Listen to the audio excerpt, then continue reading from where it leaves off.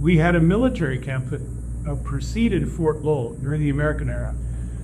From 1866 to 73, there was a Camp Lowell, which was before Fort Lowell.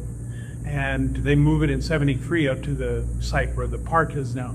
But in 1866, there's Camp Lowell there. And the northern edge of the park was called Camp Street because it went out to military camp.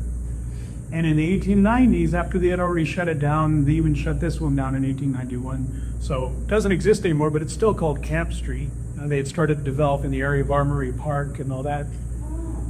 And there's a guy that had a store at the corner of Camp and Scott. And it was a little hardware store. His name was Federico Ronstadt. So this is Linda Ronstadt's grandfather. He has this hardware store, and he has a vendor that comes in on the train in the 1890s, comes in off of the train to sell him stuff.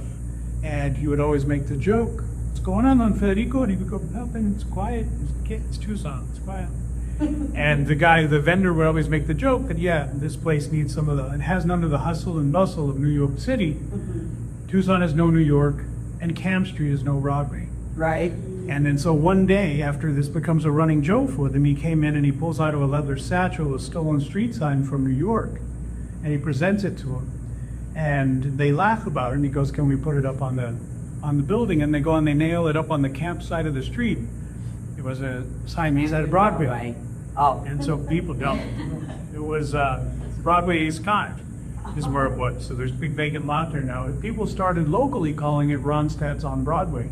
And then in 1902, the city council is renaming some stuff. Everybody's already calling it Broadway, and it sounded more cosmopolitan than Camp. Right. So they changed the name of Camp Street to Broadway. So that we got our Broadway from the stolen street sign from New York. That's cool. That's pretty cool, yeah. There's a little bit of New York here after all. Yeah.